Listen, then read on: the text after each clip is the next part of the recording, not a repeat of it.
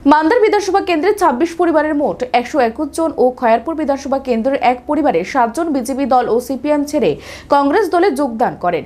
কংগ্রেসের দলীয় পতাকা ও উত্তরীয় দিয়ে বরণ করে নেওয়া হয় তাদের। যোগদান সভায় উপস্থিত ছিলেন বিধায়ক সুদীপ রায় বর্মন। উক্ত যোগদান সভায় সাংবাদিকদের মুখোমুখি হয়ে তিনি বলেন, বর্তমান শাসিত রাজ্য সরকারের দুর্নীতির অভিযোগ তুলে ধরেন। তিনি বলেন, বন্যা ত্রাণ তহবিলের জন্য বরাদ্দ টাকা কারচুপি করা হয়েছে। মুখ থুবড়ে পড়েছে রাজ্যের প্রশাসনিক ব্যবস্থা। তাছাড়াও রাজ্যে বেড়ে চলেছে দুর্নীতি, নারী নির্যাতন। গত দিনে রাজ্যের মুখ্যমন্ত্রী জানিয়েছিলেন, কিন্তু পূর্ব শাসকের আমলে যে সমস্ত খুনের মামলা রয়েছে তা পুনরায় খতিয়ে দেখা হবে। এই বিষয়ে মন্তব্য করতে গিয়ে বিধায়ক সুদীপ রায় বর্মন বলেন, যেসব মামলাগুলি বিচার হয়ে গেছে সেগুলি খতিয়ে দেখা কোনো মানেই হয় না। এতে রাজ্যের শাসক দলের মূর্খতা প্রমাণ হবে।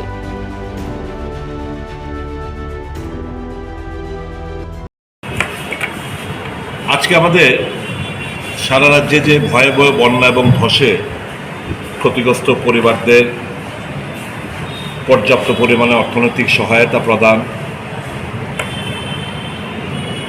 আচমকা বিদ্যুৎ মাশুল বৃদ্ধি করা হয়েছে।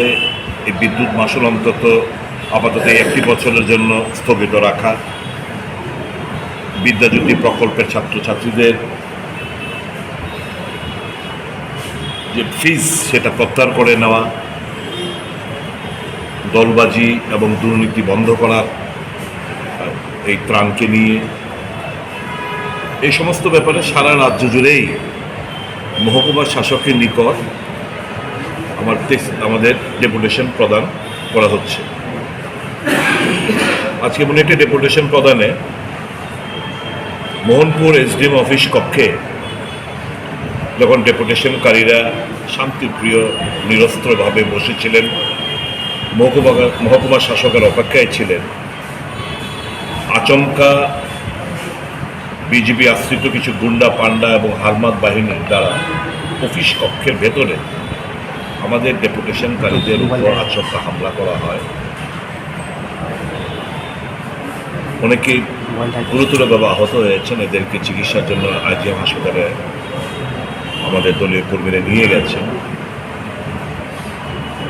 অনেকে ইনজিওর, মানে মানুষের, কৃষক, শ্রমিক, মেহনতি মানুষ, পশুপালক যারা আছে, যারা চাষিরা আছে, ক্ষতিগ্রস্ত পরিবারদের কথা বলা চলবে না। এই ফ্যাসিস্ট দলের কাছে মানুষের কোনো মূল্য নেই। ন্যায্য দাবি দেওয়া কোনো রাজনৈতিক দল তাদের গণতান্ত্রিক আন্দোলন সংগঠিত করতে পারবে না। করলে হামলা হুজ্জুতি।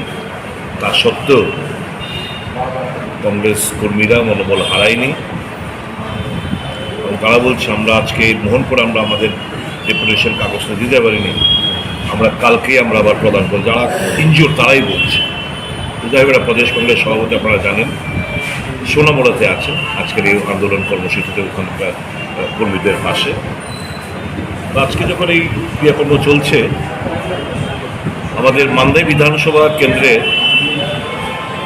দুর্গানগর গ্রাম পঞ্চায়েত থেকে বেশ কিছু সিপিএম এবং বিজেপি দলের সাথে যাদের দীর্ঘদিন সম্পর্ক ছিল, এই সমস্ত সম্পর্ক ছিন্ন করে তারা আজকে এসছেন কংগ্রেস দলে যোগদান করবে বলে।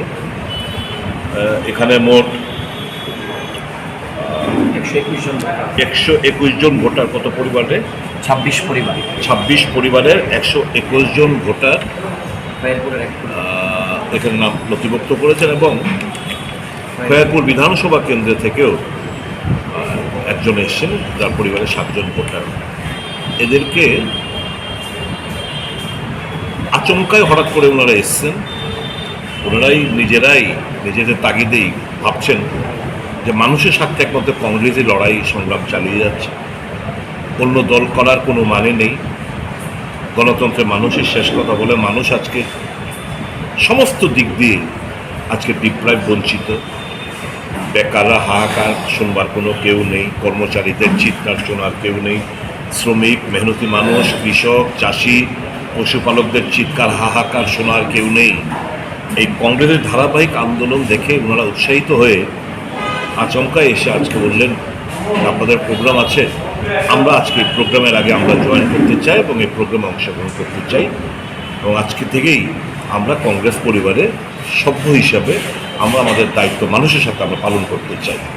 আমরা তাদেরকে সাধুবাদ জানিয়েছি, এক্ষুনি আমরা তাদেরকে যোগদান করাবো। এই হচ্ছে মোটামুটি আজকে আমাদের কর্মসূচির বিবরণ।